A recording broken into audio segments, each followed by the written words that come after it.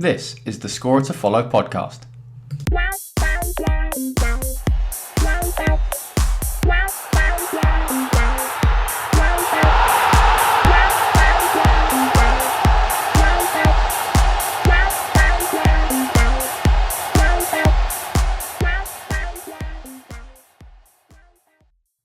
It's the Scorer to Follow podcast, episode 3. We've got this far to 3 episodes. Seated across from me is Dan Laundy. Good evening.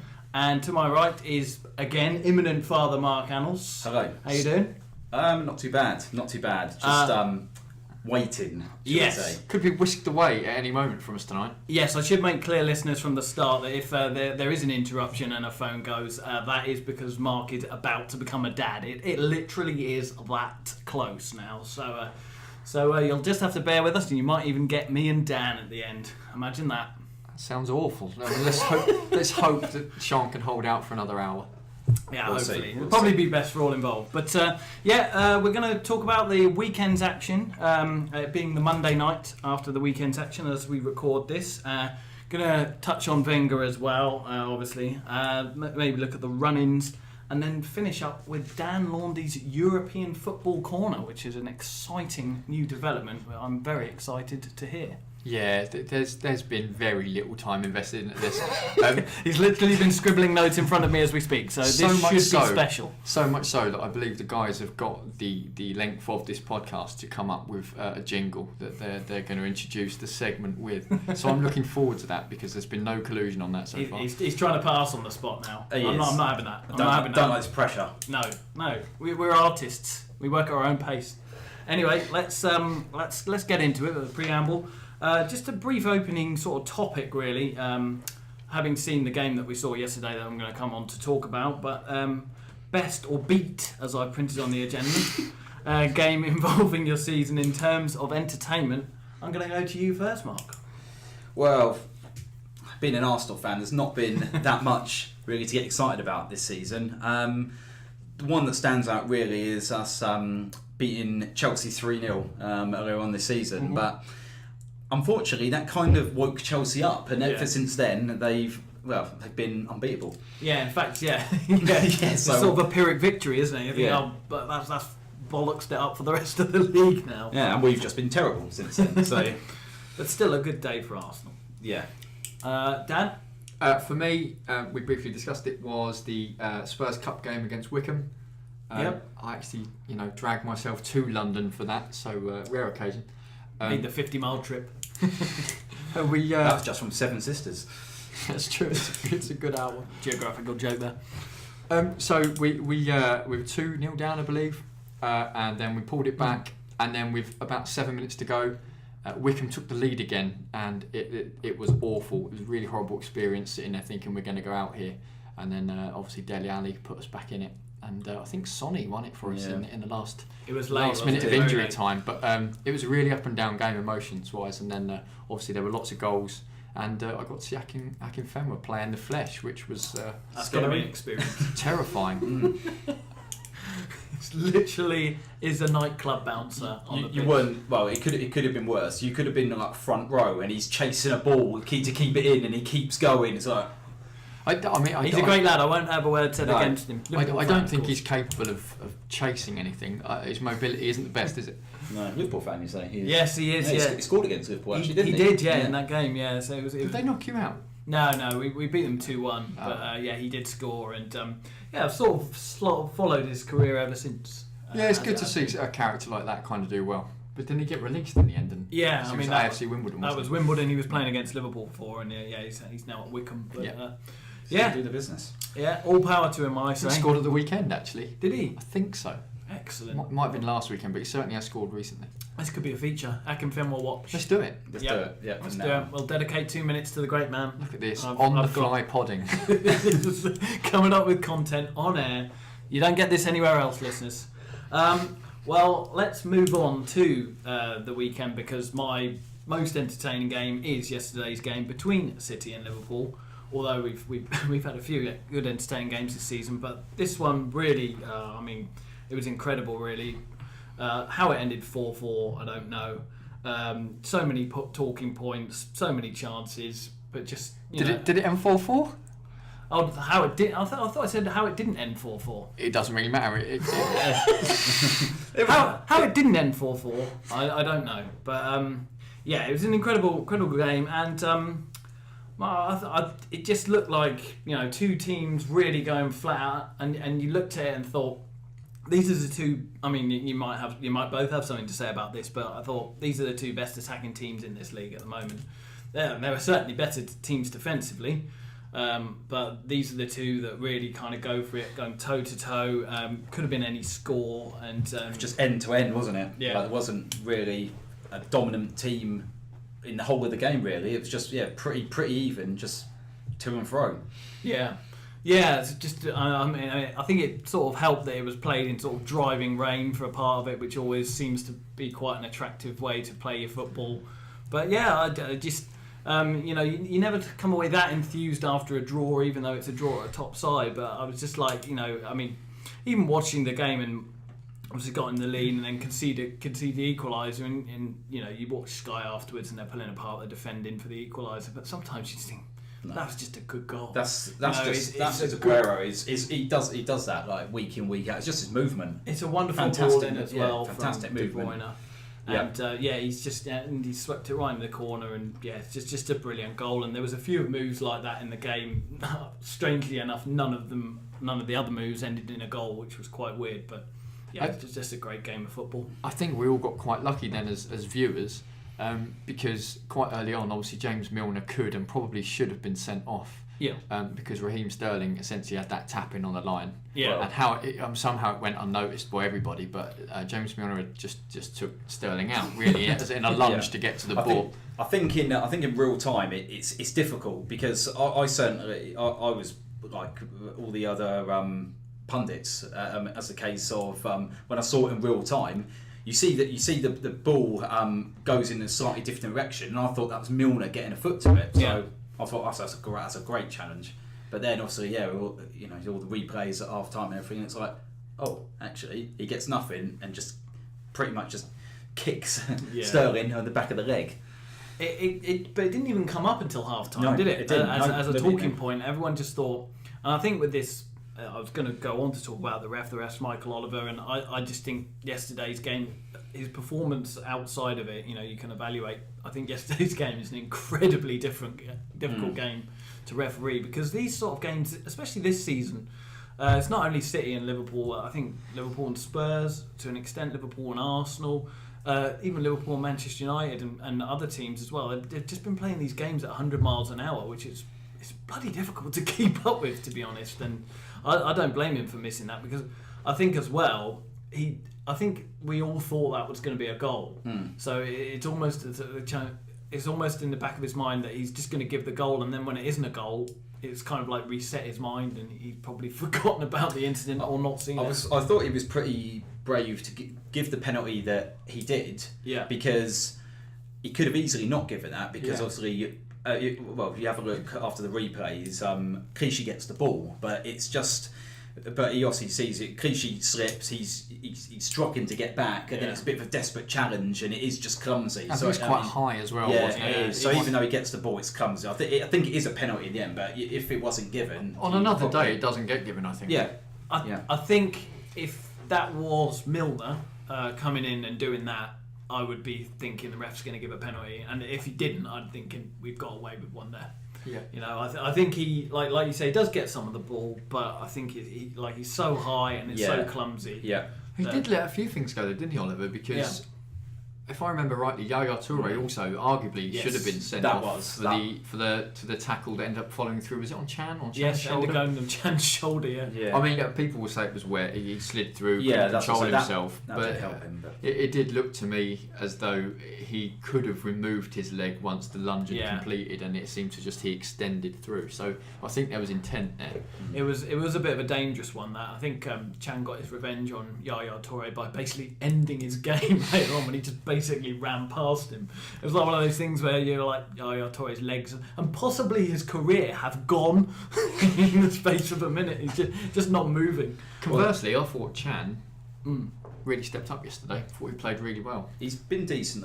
He's been decent the last few weeks, isn't he? He has really sort of stepped up, because I think earlier on this season there was a few sort of criticisms of him. You said he'd been playing better when he dropped into centre half a few weeks ago. He's a strange player, yeah. I think it's hard to work him out, because he's a bit. He feels a bit like the team in that he seems to play well against these so-called bigger teams, and he stands out a bit. I mean, like against Burnley last week, he wasn't great for about half an hour. Worked out, ends up scoring the winner, and you can't knock him for that. And he did. He was brilliant yesterday. I mean, the whole midfield for Liverpool was brilliant. It's funny, you just sort of look around the pitch at players on both sides. John Stones was outstanding yesterday for City. Got in real sort of John Terry-ish sort of last minute blocks in a couple of occasions. De Bruyne obviously, and Aguero comes alive, and Silva's always busy. I actually thought Sterling looked very dangerous as well, even though I know Guardiola ends up swapping them over, and that's when that really worked though, didn't it? For him? But I think Pep really trusts in John Stones. I think obviously there's going to be a big rebuilding job there in the summer. I suspect he'll ship a lot out and bring a few in, particularly wing backs. But I think he'll probably build his his defence now around John Stones, because I think Vincent Kompany, fantastic player that he's been. It's a bit like when Spurs had Ledley King, who when he played, it was incredible, the change in performance, but he could only do it 8 or 9 times a season. As a club, it's no good after a while. Yeah. So I think he'll probably now build his defence around Stones. He's a ball player in the centre half, isn't he? And it's obviously what Pep's used to with he's had at Barcelona and Munich as well. So yeah, I think he's ready made for Pep. I wonder if he'll take Mangala back from Valencia, because I think he's only on loan. Yeah, I did see. I know we probably might go on to this yesterday, but he did score yesterday, didn't he? But then he got sent off almost immediately after. Yeah, brilliant. So yeah, it's. I think it's interesting times for City and Liverpool. I think you look at those two teams. They're obviously not as defensively stable as sort of Tottenham or Manchester United. I wonder if they have potentially a greater ceiling, and I don't mean that without disrespect to either of those teams, but I think those teams are quite good at sort of looking like a sensible football team to know what they're all about, and City and Liverpool are very much of the just sort of go for it kind of mentality. They already look like teams who want to challenge and go far in the Champions League. I think both clubs, if they can sort out or at least try to improve the defensive frailties, I think both of those sides next season will run Chelsea close. I think you have to stop leaking the goals, because otherwise you're asking a lot all the time for your attacking players to find the ammunition to dig you out the hole all the time. But I do think if Liverpool can perhaps improve the backline, maybe the keeper again. Yeah. Same with City actually. I can't see Claudio Bravo being there next year. It looks like he's already out of favour. Mm-hmm.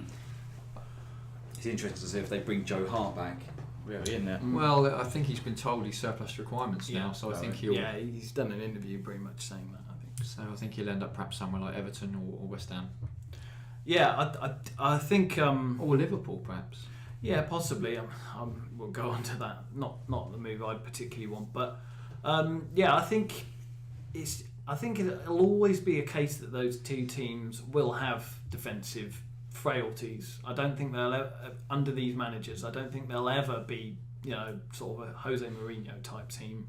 That they're always going to have problems because they just want to play the game at 100 miles an hour going forward. I do agree that I think that they could still become more solid defensively, both teams, and I think they will look to do that in the summer. But I think it'll always be the way that the attackers are almost sort of there to mitigate the defence's flaws on a lot of occasions and get them out of trouble. And I think that'll be the way both teams play going forward. I'd be surprised if it was anything else, having looked at the style of both managers. Might be a bit of a tug of war in the summer for Van Dijk. Yeah, there's certainly going to be a bidding war for him. He's going to have at least a few suitors, isn't he? Well, mind you, the way things are going, Arsenal could probably do with a partner for Koscielny. So yeah, definitely. But sorry, we're sort of digressing away. No, it's fine. I think it's like I say, it's a great game. Sort of in a way, I wish it had ended 3-3 rather than 1-1 because it sort of doesn't. I think it won't be as remembered as much But yeah, fantastic game of football, and I think both teams can really take encouragement from it. Enjoyed some of did you see the thing on the touchline? But I don't know why, I just really enjoyed this when Klopp and Pep were sort of half having a go at each other and then just ended it with like an energetic high five. I thought that was brilliant. I'd expect nothing else from Klopp, to be honest. There's clearly quite a lot of respect between those two, though. Like, obviously spent time together in Germany, pushing each other, but there's clearly a mutual respect there, which I think is really, really quite nice. So. Yeah, it's good to have that rather than the opposite of sort of storming off down the tunnel and not publicly shaking hands and that sort of behaviour. Malarkey. But it was good from a neutral's point of view. It wasn't really neutral because obviously it had an impact on the top four. Yeah. But for a game of that quality to still end in a draw, so you're entertained and your team still benefits from it. So from a Spurs point of view, and probably also from an Arsenal point of view, that was the best possible outcome really yesterday. No, it's true. It sort of did feel like nobody. I don't want to say football was the winner. I know that's a cliche, but it did sort of feel like nobody lost in a way that obviously neither of the two teams lost. Both played well. Then everyone else around them also gained, like you say. So it was all a bit like almost like everyone's happy here.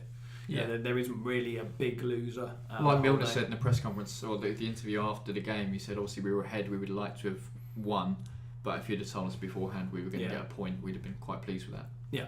Absolutely, I think so. Yeah, I don't. You can't really criticise much from that game for either side, can you? So no, especially City, who emotionally were probably quite shattered after midweek going out in the Champions League. So because it looked like around the hour mark, it looked like they'd gone flat, and then out of nowhere they found a second wind. Yeah, I was impressed with them doing that actually, because I really thought if we get ahead in this game and their legs will go after an hour, and we're quite an energetic team to play against anyway. So, but they did get a second win. They came strong again. I think key to that was probably replacing Toure because he had no legs left, and they sort of shifted around.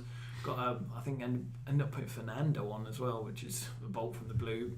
But I think I was impressed with the way both teams managed it actually, because I think Liverpool had probably a shaky 20 minutes to start with the game, or actually more accurately, City were just very good for 20 minutes. And Liverpool rode that out quite well and then created a few chances of their own. I think the only thing you could really sort of, if you're going to nitpick and criticise, is that you should have said some of the players on both sides should have taken their chances, like Aguero obviously skying that one over, Lallana's miss as well. Oh, that was a devastating miss. It was horrible, wasn't it? Even though a draw was the result I wanted, that was such a good move that I sort of wished he'd put it away. So I thought it was offside first of all, and then obviously it wasn't, and then no, he's offside initially, isn't he? But I think it's one of those where he's not in the phase. So, but it's sad as well because he drove forward with the ball with such sort of purpose. So we picked the ball up there about 5 or 6 occasions in that sort of middle near the centre circle, and really went at them. And you thought we could have easily had a couple of goals there, but then they could have had a couple where they drilled the ball across, and there's the Milner one in the first half and a couple of other occasions. So yeah, definitely a draw, good result and a fair result I'd say, but a very entertaining match to watch.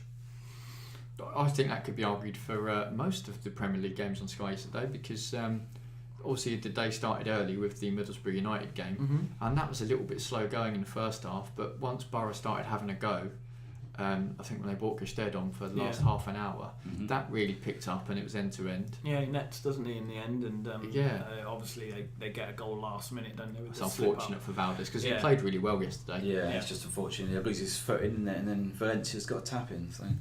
Yeah. Well, that's quite a neat segue into what we're going to talk about next, which was Spurs. Spurs were obviously before it. Didn't see the game myself, I have to admit, so I'm relying on obviously non-biased commentary from yourself, Dan. I should try and be neutral. Again, which is obviously going to be non-biased as well. But it looked like possibly from afar it's perhaps a little bit laboured after a good start. Southampton came strong in the second half, and perhaps a bit unfortunate not to have a penalty. But was it a fairly comfortable win? Or not at all. It was quite frantic actually after Southampton scored. I would say that in the first half, although Southampton had their moments, like when the ball came back to Tadic, the linesman or the assistant had already said the ball had gone out of play. Yeah. But actually, when it was laid back to Tadic, it hadn't gone out. No, but he and blazed he wasn't over to know anyway. that, but he blazed it over from 6 yards. So Right. Southampton had their chances, but largely in the first half, Spurs were largely on top 2-0 up. Control the game. Kind of fortunate penalty. It's one that, again, if you get, you're pleased, and if you give away, you wonder why the referee's given it. So it was one of them. So take a 2-0 lead into half time at home, especially with our record at the moment. It was really good. And then second half, Southampton scored quite early on. I think it was in the 52nd, 53rd minute. 50 something, wasn't it? Yeah.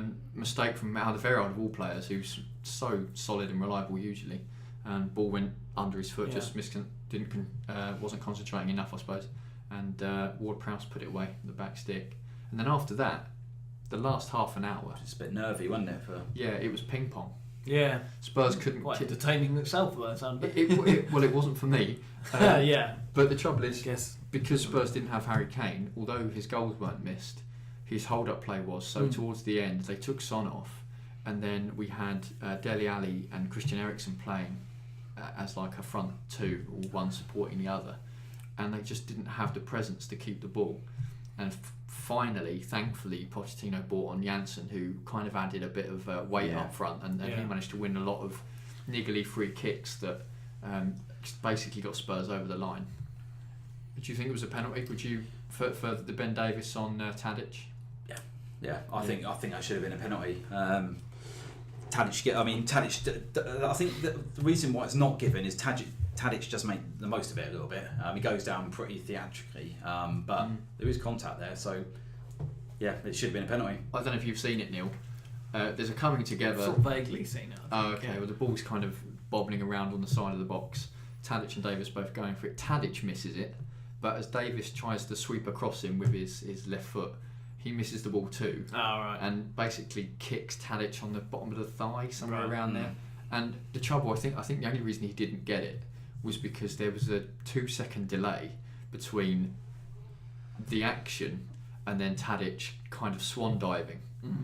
Even the way he went down wasn't believable, and I think that's probably what cost them. Yeah, I'd say so. I mean, the letter of the law says it is a penalty, but yeah, I think the way Tadic goes down just goes against him, unfortunately. I couldn't have argued if they'd got a point, because I think they were good value. I think it changed for Southampton also when they lost Gabbiadini in the first half. Went off injured. Loss for them, wasn't it? So he's it's decent since they've. Shane Long just kept getting caught offside. Yeah, every attack. Shane Long does do that. 6-7 times. Yeah. He will do that. Yeah. Yeah, he's a willing runner, but normally runs too normally early from 10 miles offside. And it was frightening for me because every time the ball was sort of played in behind, you had to hope that the defensive line had done its job, because he's quite quick. He is, yeah. And if he'd have got away, pace, he may well have scored. Yeah. Yeah, but I think that is, though, to be fair, getting over the line in that sort of game is actually quite a good feat, because they're no longer Southampton by any means. Have pushed United all the way, obviously beat us in the League Cup. They've had some decent results this season, some good performances. Yeah. So I mean, it was never, especially without Kane, it was never going to be a given.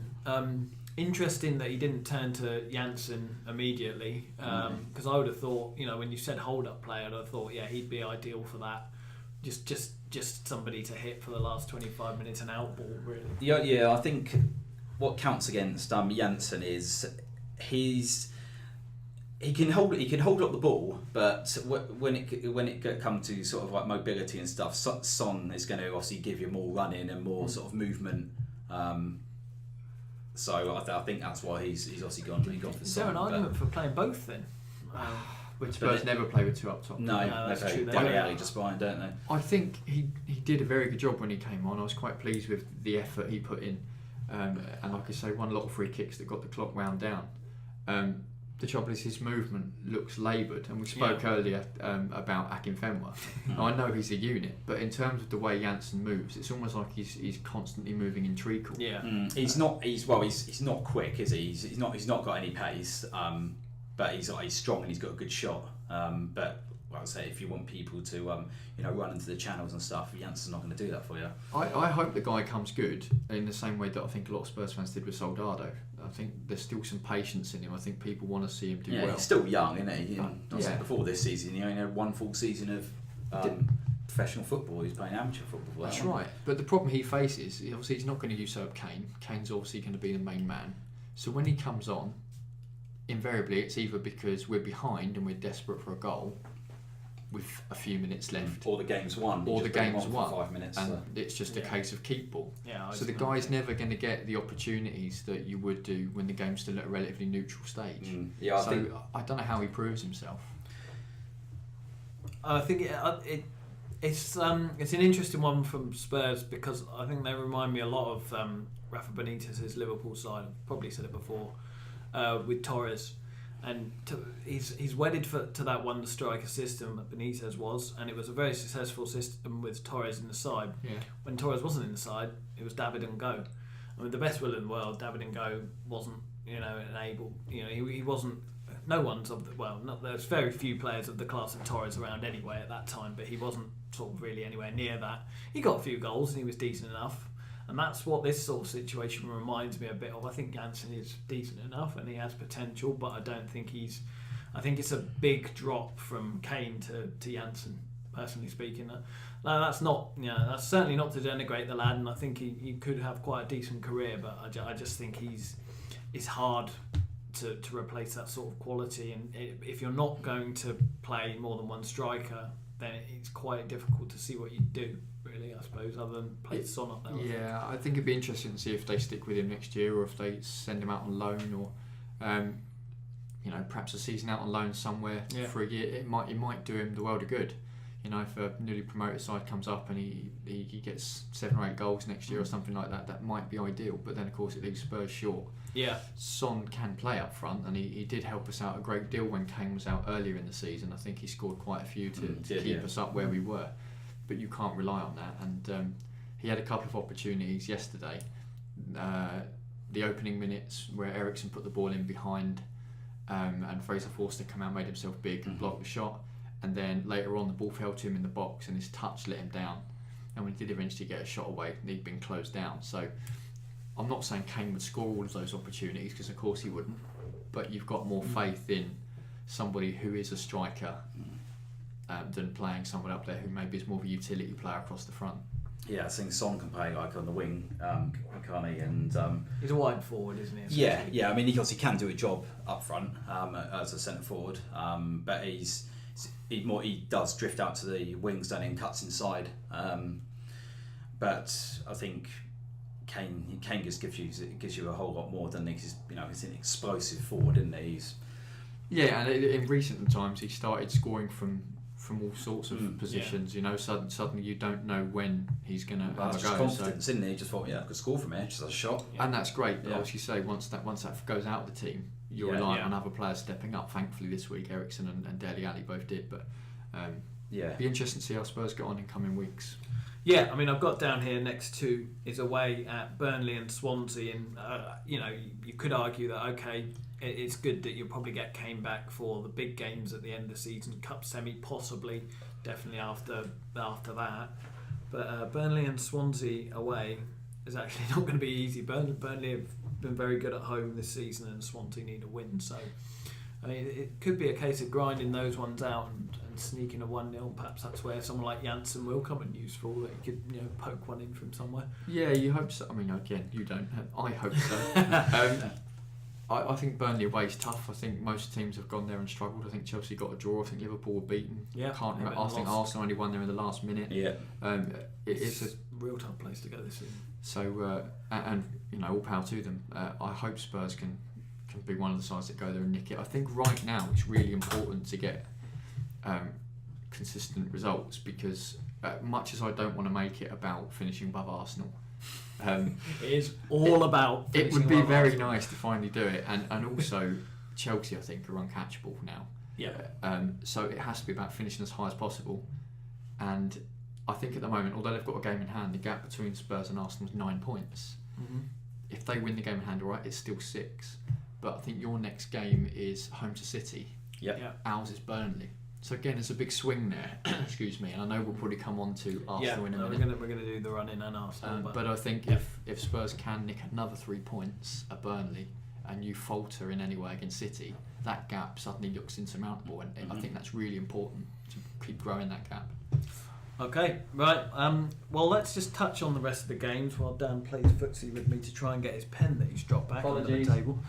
Interesting. But Man U finally gone up to 5th with that win over Middlesbrough. So, yeah, unbeaten in what seems like 1,767 games. Yep.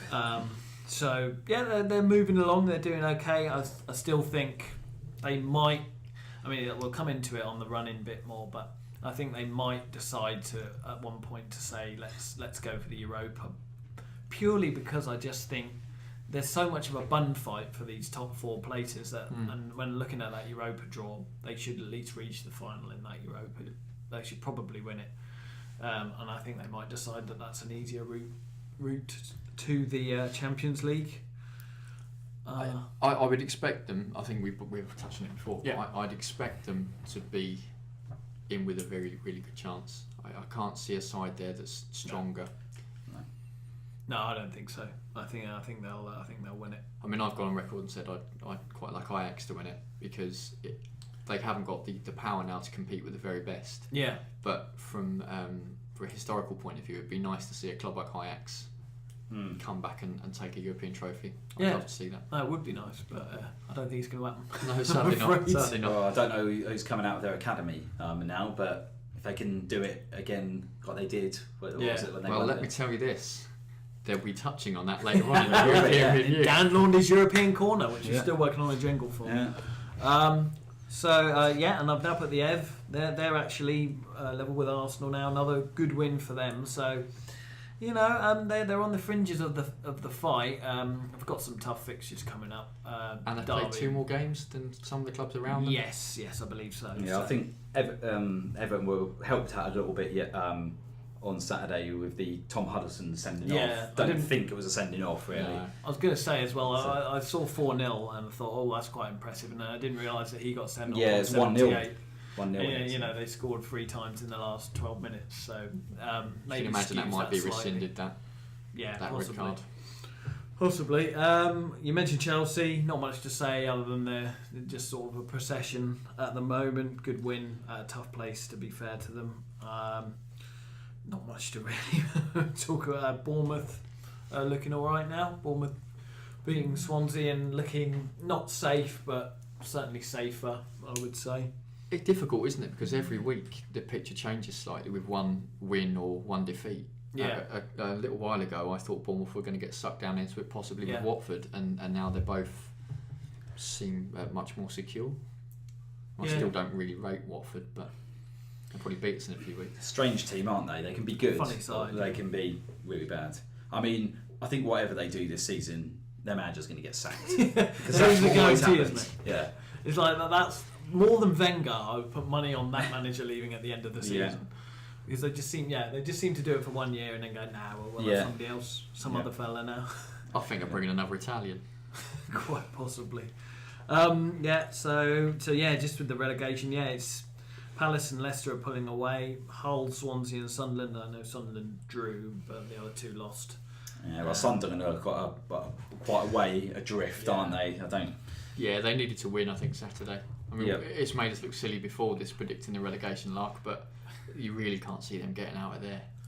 It's becoming like I say, it can change quickly, and we all know football can make fools of us all. But Sunderland and Middlesbrough right now are not looking like teams who are going to be able to turn it around at this moment, anyway. No, I think Middlesbrough, I didn't think would be dragged into it, but.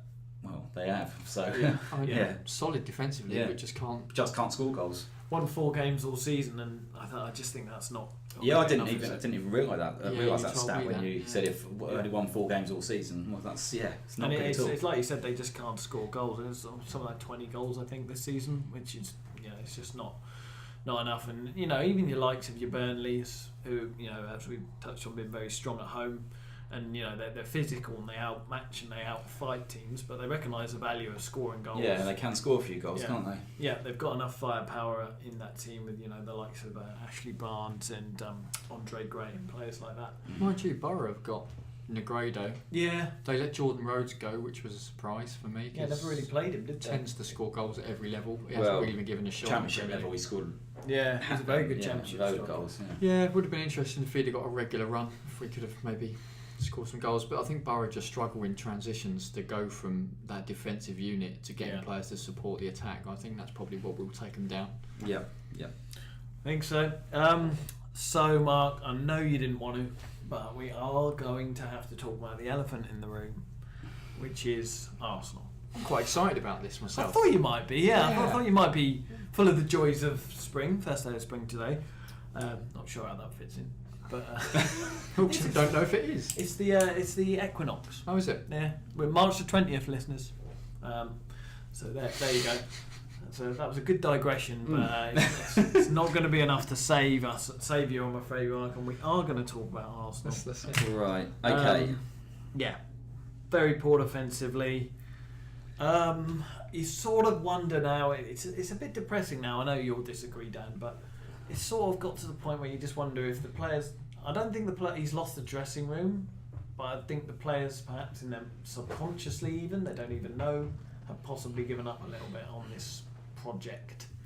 Well, from seeing our performance on Saturday, I do think he has lost the dressing room. You think so? Yeah, I mean, a lot of the players. I think really the only player that looked like he was trying was Sanchez. Yeah. Everyone else was just very lacklustre, and just looked like they didn't want to be there, and couldn't really be bothered.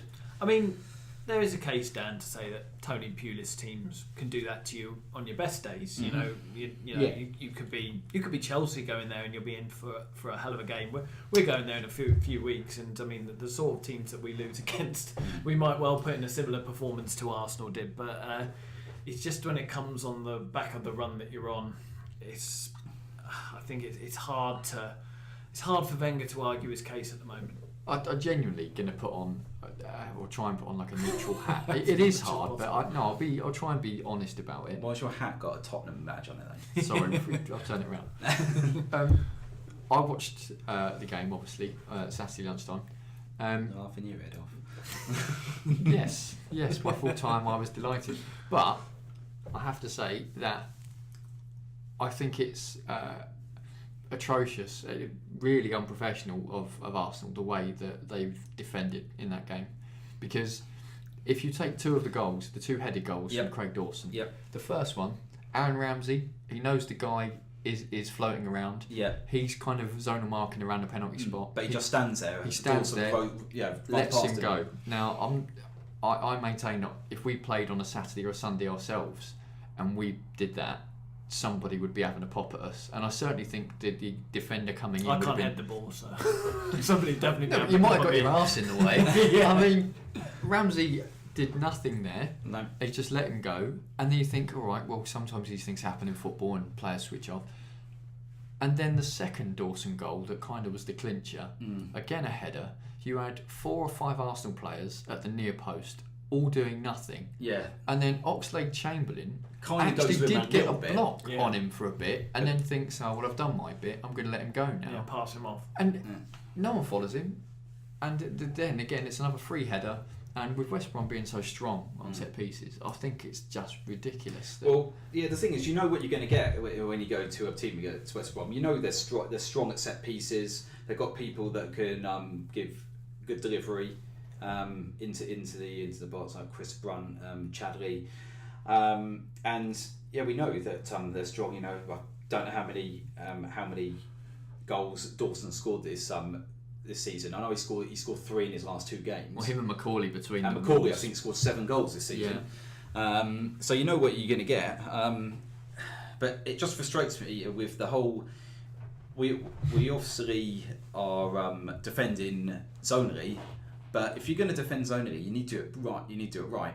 Which we just didn't, because nobody is keeping to their zones. Because like you said, especially for the second goal, everyone's sort of got a zone. And then everyone gets dragged to the ball, which is by the near post. You end up with about 8 Arsenal players in the near post. Dawson comes in the header, but there's 3 players going for that ball. Yeah. All 3 players that could header that in. And no Arsenal player. It was schoolboy football, wasn't it? It's where all the players are on one side of the pitch, and no one's actually doing their job. They're all just going after the ball. Yeah, exactly. So it's I think it is. Yeah, it's. But I want to jump to Wenger's defence a little bit on Saturday's game because I think that just to sorry sorry to butt in. No. And certainly I'll make this point quickly, but I think that manager can take a bit of blame for that. But I think that sounds like players not following instructions to me. If you're defending zonally and then you empty your zone, then surely that you're not doing it properly. Surely it's basic stuff. But then you have to look at the big picture and say, why aren't they following the instructions? Is it a case of don't want to? Don't want to listen. Yeah, to but you're not telling me that a professional athlete doesn't want to go out and win, or even from a personal point of view, perform so as maybe they can get a move if they're that unhappy. I don't believe this idea that a player goes out onto the pitch, and despite what happened at Chelsea last year, I don't believe a player or good professional players go out onto a pitch on a Saturday afternoon and decide, do you know what, I'm not going to turn it into that, I'm just going to aimlessly wander around. I can't. It's happened like numerous times though, because like you just mentioned, like Chelsea last season just weren't the team. Obviously, and this season got pretty much the same players, a couple of extra ones, and Hazard's a completely different player again. Obviously, Leicester this season, as soon as Ranieri was sacked, they haven't lost. See, if I was Leicester, I would let Mahrez and Vardy go at the end of the year and say, you only pulled your finger out when you could be bothered, when you got your own way. That's it. No more time for you at the club. It seems all about player power now. Perhaps Arsenal needs to do the same, have a clear out, because some of that squad's been there a long time. Yeah. You think of the Walcotts, your Clay Tangents. I don't want to pick on them particularly. I'm just thinking of them because they come to mind. I think that I do think that we need a change, definitely. Someone to bring in new ideas and shake it up a little bit and just think, well, okay, don't fancy you really. You can go off, because where Wenger's been there for so long, and a lot of the players have obviously signed quite young, and they're now in sort of like their 6th, 7th year and stuff. It's kind of just gone a little bit stale. But the point, just to return to you, the point I was going to make was immediately after the game. No, not at all. But immediately after the game, they interviewed Oxlade-Chamberlain, didn't they? And he came out and did the chat with Jess Shreves, and he held his hands up and said, "Yeah, we weren't good enough. We've been defending. We've been working on this plan all week. We knew how to defend set pieces against West Brom. We know it's their strongest area. We knew this. We knew that." And he basically admitted to the whole squad that was due to be in the team that week. They knew what their jobs were. They knew. They just didn't do it.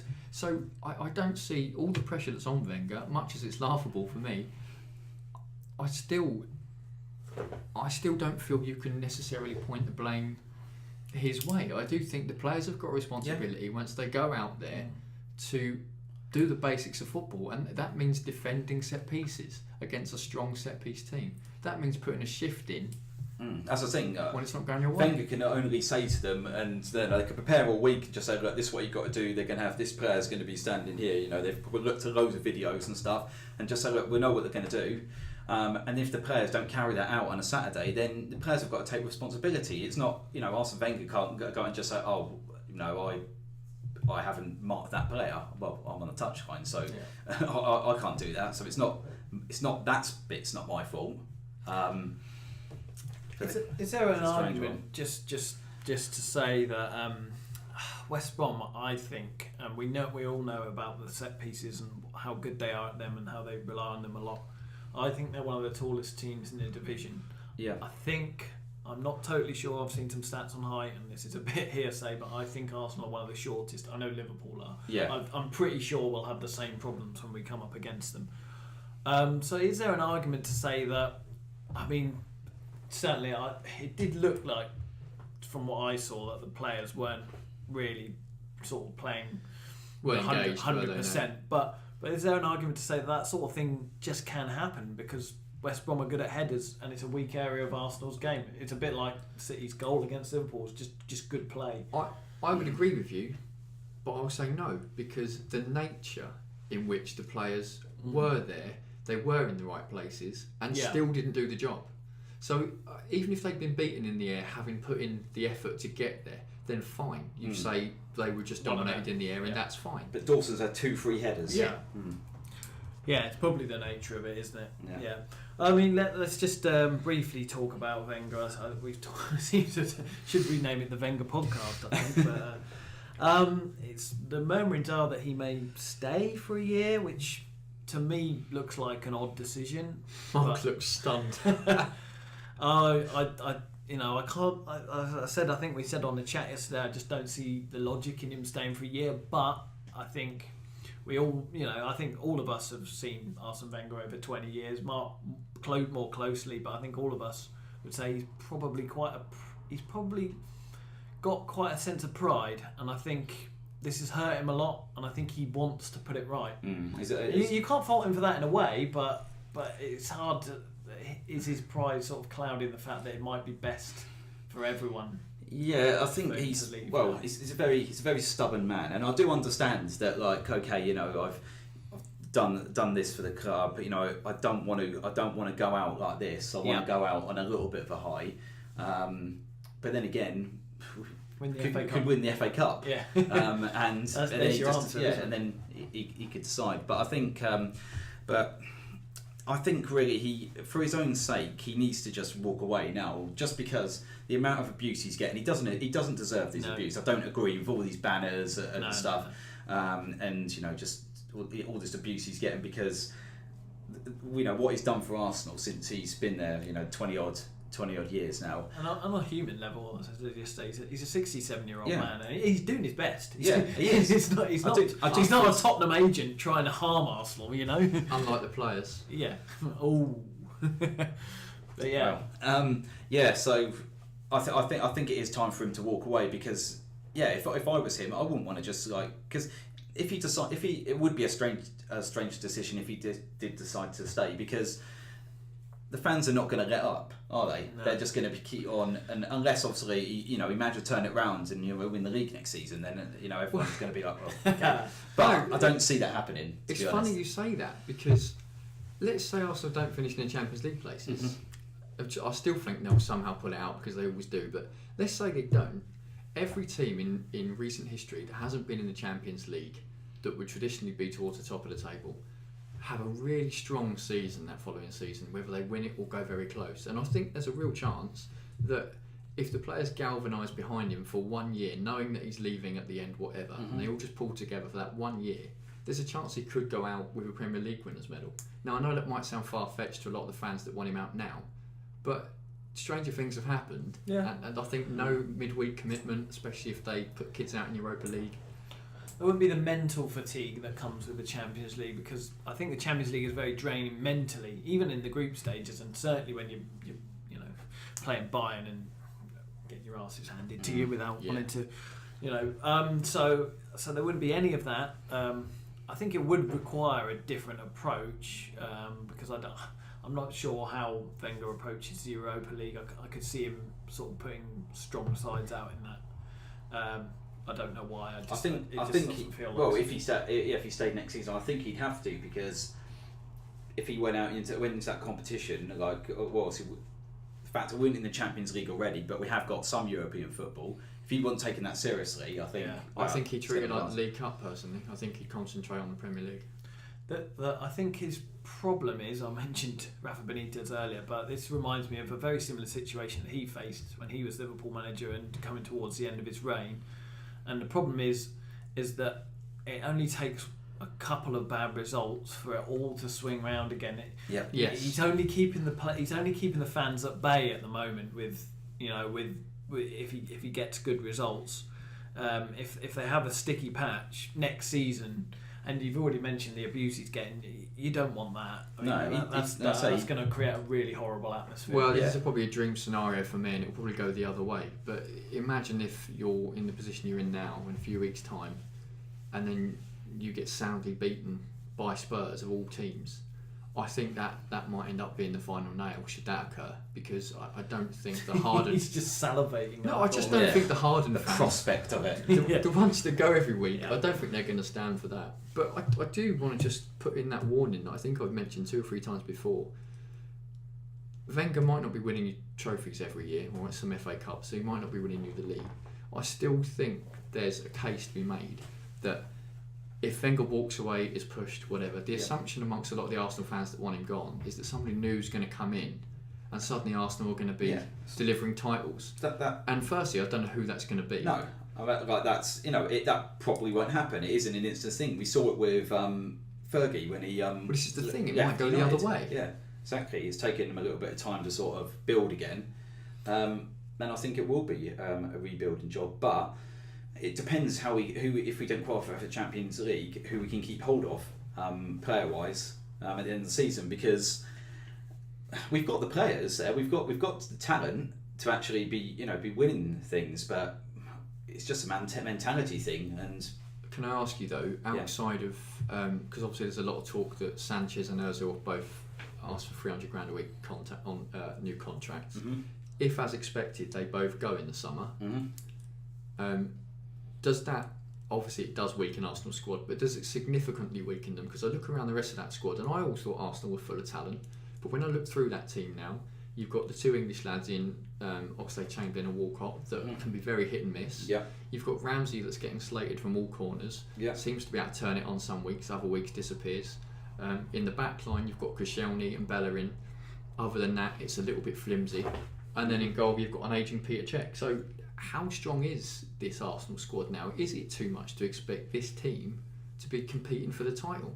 Maybe it is. I think it just needs a bit of tweaking. I think Peter Cech, obviously brilliant goalkeeper, but I think he is getting a little bit past his best. Now he keeps picking up these. Obviously got a calf injury at the weekend, and it's not the first time he's picked up a calf injury. It seems to be a niggling thing with him. When he does get injured, it does seem to be his calf. Defence wise, since Bellerin grew his hair, he's been crap. So I think he needs to get a reverse Samson. Pretty much. So I mean, lovely biblical reference there. Sorry. So yeah, that's it's not been the same player. I mean, obviously as a team we haven't been. We've been defending more than going forward, and he's obviously good going forward. When Mustafi come in, him and Koscielny worked really well, and it looked like we finally found a partnership, but that seemed to have gone down the pan. So that's confidence, isn't it? Yeah, to be fair. and midfield. Aaron Ramsey is obviously a very good player, but I can't even remember the last good game I saw him have for Arsenal. Potential that. Yeah, it doesn't help that we play him out of position all the time, because I think his best position is sort of the number 10 role. I was going to say, whenever I've seen him. When he plays for Wales, that's where he plays, just behind Gareth Bale. But we always play him sort of out on the right, and I think when Ozil's in the team, Ozil was going to be in the number 10 position. You've got Cazorla to come back, obviously. I think he's been a big miss, but obviously when he comes back, he's 32. He's Asian, so I think there is a few tweaks to be done. And then you've got the three defensive midfielders are interchangeable. So El Nene, Coquelin, and Xhaka, who between them, there doesn't seem to be a partnership that impresses. It's not as. No. I don't know if Arsenal are as strong as perhaps you always think they are. Because they can turn it on their day and they're terrifying. Yeah. The centre midfield thing is, like we've just touched on, Santi Cazorla. Start of the season, him and Xhaka worked well together, because Cazorla would just sit deep and just be a deep line playmaker. And then Xhaka would obviously just be a bit in front. Coquelin isn't good enough, I don't think. He's the only sort of sitting midfielder we have, but I don't think he's good enough. Personally, I quite like El Nene, but he's not a sitting midfielder. More of a box to box. Good sort of like passing midfielder. Coquelin's rash as well. Yeah, he is. He will always pick up a yellow card. Yeah. You've also got Wilshere there, which we don't know what's going to happen with. He's not getting in the Bournemouth side at the moment. No, he's not, is he? Strange, but. But yeah, I think there is some tweaking to be done. But obviously, if we do lose Sanchez and Ozil, I think Sanchez is going to be the bigger miss.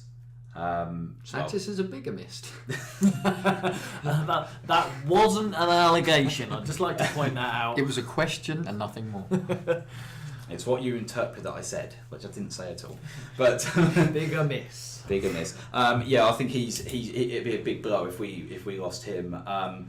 Ozil's obviously a good player, but he does go missing quite often in the big games. Any sort of any game that we have in it's quite tight, quite a physical game. He's not up for that. If it's playing a team that gives him a lot of space, he can obviously do his thing. But yeah, there is a few changes that need to be done this season. So it comes back to who do you trust then with making that investment? Do you give it to Wenger or? I think there's. I mean, we're going long, so I won't touch on it too more. But all I'll say about Arsenal is that we've thought before that they were dead and buried when they lost star players like Henry. Yeah, and they actually and ended up a better side without Henry after he was a bit on the wane there. Obviously, likes of even before that, likes of Overmars, to extent Lundberg and Perez, and they Fabregas. They built So if Sanchez and Ozil did go, I wouldn't necessarily think it was a death knell. It just depends on who else is out there to replace them with. Yeah. Well, there were some late rumours last night that Thomas Tuchel at Dortmund had been approached. It had been reported in Bild newspaper. It was probably just speculation. Well, I think, but I do think it is just speculation. But Arsenal themselves made the bit of a strange thing that they came out, because usually if it's just speculation, no one ever says anything. It's in this area that Arsenal will come out and flatly denied it. So are they? Is something going on in the background? But they don't want people to get at the idea because obviously Wenger's still going to be at the end of the season.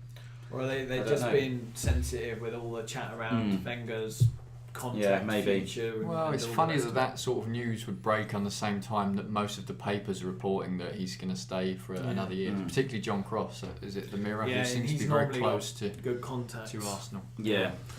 Well, we could do Arsenal all day, but fortunately for Mark, we're going to move away from Arsenal. The end. But I'm sure it won't be the end of the saga. I'm sure I bet they still finish above Spurs. Probably, yeah. I'll put fibre on it now. Yeah. Get good odds, probably, actually.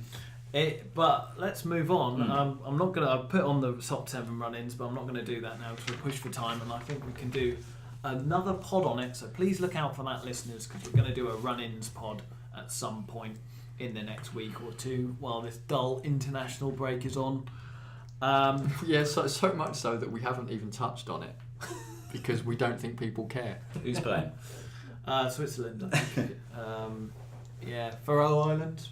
Faroe Islands, isn't it? Faroe Islands. I always get that wrong. Ferrero Rocher. I apologise to anyone who's listening from the Faroe Islands, which I assume is probably not happening. No. We know England have got a friendly on Wednesday against Germany and then a qualifier against Lithuania. I can't even speak now. Lithuania on Sunday. All I will It's say good is international football knowledge, Mark. I it like is. it. England did perform really well last time they went to Germany. They've been relatively arse since. They won, didn't they? But they won 3-2 in Germany. Yeah. They come from 2-0 down as well. Jamie Vardy scored that kind of clever back flick. Yeah, Adam Lallana scored the winner, didn't he? So it was just a really good England performance. It's the best England performance I've seen in many years, and they just never followed it up. Yeah, well, that's it, isn't it? There you go, 6-0 to England then. Fingers crossed. But we've met.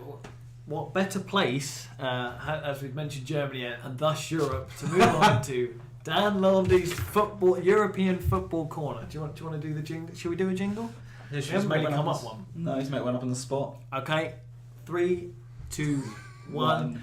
Dan Landy's European football corner. I don't know what that was. We wouldn't get a record contract, would we? No, I think number 1 hit's not going to happen. Not that happens for anyone anymore. I didn't think that was actually too bad, really, off the cuff. Oh, good. I'm glad you enjoyed it, but it left me with a warm feeling. Well, get Ed Sheeran to do it if you want. And Michael Hines. I didn't go to number 1. Yeah, would, yeah. Dan Laundy's written here. Quick bite-sized review of the action across Europe's top leagues, including Premier League reject shining in Italy, Bayern cantering off to another title, plus France, Spain, Portugal and Holland, where a young man with a legendary dad scored his first league club goal. And I don't know anything about this whatsoever, so I'm just waiting for Dan I know to, it is. to educate me. I don't know who this lad is. I don't know. Mark's who pulled it out the bag, but don't you dare release it till the end. It's my No, big finish. okay. No, I want yeah, a you big can do it. reveal. I want a big you can- reveal. I want to see Neil's face. He'll probably say, "Oh, I should have expected that," because it is relatively obvious. Yeah. I've But, no idea who it is, and I'm intrigued to know. But please, Dan, hit us with some Europe facts. Okay, well, my European pit stop, Neil, starts in France.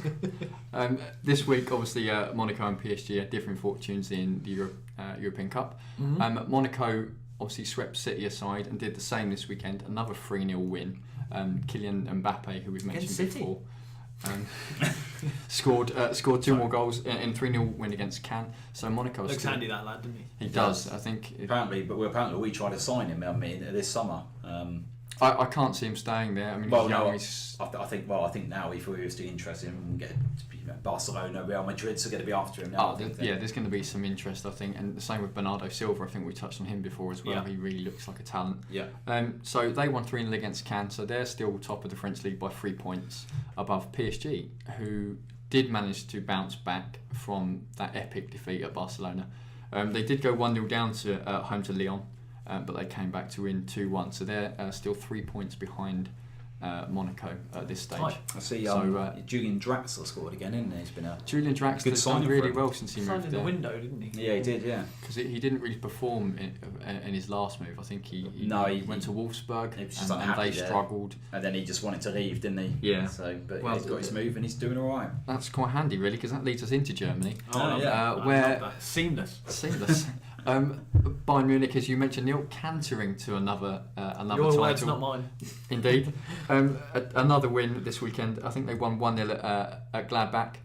Meanwhile, their closest rivals, Leipzig, who are that sort of bit of a Red Bull Red Bull sponsored owned side track again. outfit, aren't they? Yeah, they seem to be falling off the pace now. It's another defeat at the weekend. They lost 3-0 at Werder Bremen, who are struggling. So Bayern now have a 13-point lead. Oh, lovely. So You don't really see anyone catching that now, no. do you? Yeah. can't see anybody catching them. So we can put the German league to bed. I don't think we need to speak of it again. It might be between them and Chelsea then as to who wins the league by the most points. Quite possibly. Yep. Chelsea are 10 points at the moment. So. They're both just churning out result after result, aren't they? Where are Dortmund? Or Yeah, I was just going to say Dortmund are third, but they are now right on the tail of Leipzig. Okay, so I'll probably end up second. It's highly likely, I think, if things carry on. Yeah, I mean, Leipzig still had a remarkable season for a team that's Oh yeah, come up. they come from nowhere, didn't they? But you'd expect that Dortmund, with the history they've got in recent years, would probably pip them to second. Yeah, good young We'll keep team an eye they've on built, that. haven't We can keep an eye on that. That's Yes. one little bit of... Yes, the German league is not dead. It's just that the team that's going to win it is going to win it by some distance. Yeah, But yeah. still intrigued. Still intrigued. they? Bit So a special like feature on the English German league. You could, didn't you? league. Yeah, a European review extension. Well, if you really want to know, Ingolstadt and Darmstadt looks like being the two sides that are going to go down, and Hamburg are going to be in a relegation playoff place probably again, as they regularly are these days. But that's Fallen just, by the wayside, hasn't it? that's just Yeah. me showing off. European giant. I really have nothing better to do in my time than know about European football. I like it. It's strong. Continue, please. We'll move over the border then to Italy. Yes. and, Premier League rejects. Premier League rejects, yes. Well, Roma have capped the pressure on Juventus. They won 3-1 at the weekend against Sassuolo. Two of their goal scorers, Edin Dzeko, forgotten man, Yeah. Yes. and Mohamed Salah, another. Oh yeah. forgotten that. Never got his game at Chelsea. I still think they could both do jobs in the Premier League. I think. Dzeko I thought was quite handy for City, to be honest. Yeah, I was Did all right for him. surprised. I was surprised another Premier League side didn't try and take him. Perhaps he was just too expensive. I don't know. But so they did put a little bit of pressure back on Juve, but Juve won again. typically they won again. One Yeah. they win away at Sampdoria. I know this Premier League reject who scored because I read it. Tell the listeners, Mark. Juan Cuadrado. It was Juan Cuadrado Wonderful. again, Yeah. who again didn't really get a shot at Chelsea. I No. don't think. Is he actually still there I on think, loan? I think Or he is still. actually? I think he's still on loan, but Yeah. I think he is. I don't think it's been made They're never permanent going to yet. play has him, it? are they? But no. I can't see Conte wanting him back. I don't know if he's. no. Well, can Conte, fit with obviously, his Conte had him. Because he's obviously Juventus, isn't it? Conte had him at Juventus his last season. No, it would have been Allegri, wouldn't it? Because Conte was Italian yeah. manager. Oh yeah. Well done. Good knowledge. Good European knowledge, Dan. It is, yeah. I knew there was a reason you did this bit. I'm coming for you, James Richardson. Okay, so that covers off the top of Italy. I think Juve are now 8 points clear. So again, you'd expect them to to finish that off. Yeah, they can possibly join the mini league of Chelsea and Bayern Munich. Who's going to win the? Maybe they should all play off against each other. Don't promote a European Super League. I've done that by accident. That was by stealth. It was like UEFA got inside my head. Most of us don't want that. I don't want it. I just would be intrigued to see that. I'm conscious I'm not really touching on the bottom of the table. I didn't think people would care greatly. If you've got info on the bottom of the table, I'd be delighted we might to look hear at that in future weeks if this gets a good reception. Yes. So we're moving to Spain. Most people probably know about the top of the Spanish league. Real Madrid won 2-1 at San Mamés this weekend. That's Atletico Bilbao, who don't tend to lose very often at home. I think that's the first defeat since September, maybe. Wow. So Madrid got a good win there, put the pressure on Barca to win again. They dropped points, didn't they? No, they won. Oh no, they did win, but they struggled to overcome a 10-man Valencia. Yeah, not playing well, are they? I mean, yeah, obviously up to Mr. Messi again, wasn't it? Yeah, Messi again with I think it was a couple of goals for Barca. Yeah. They did fall behind Mangala, another Premier League loanee. Bullet header. And he was sent off shortly afterwards for dragging back Luis Suarez. Yeah. Quite right too. You can't score bullet headers and can't go around scoring bullet headers without being sent off. Not if you're Mangala. No. It shouldn't be allowed. Again, that's why I touched on him earlier with whether Pep would bring him back. I'm not sure because he does a job, but he just lets Suarez go, and you can't afford to do that, can you? No, not really.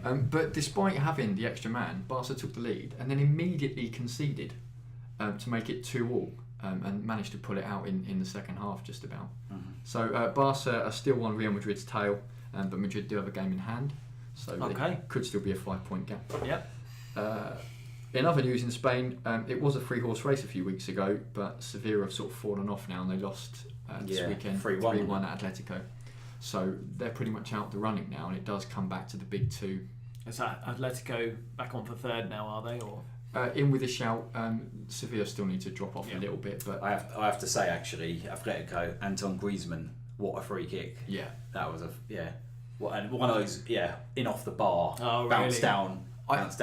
Oh, one of those ones. So yeah, I don't really want to see him go to United because I quite like him. And I don't either. No. None of us want to dislike him. No.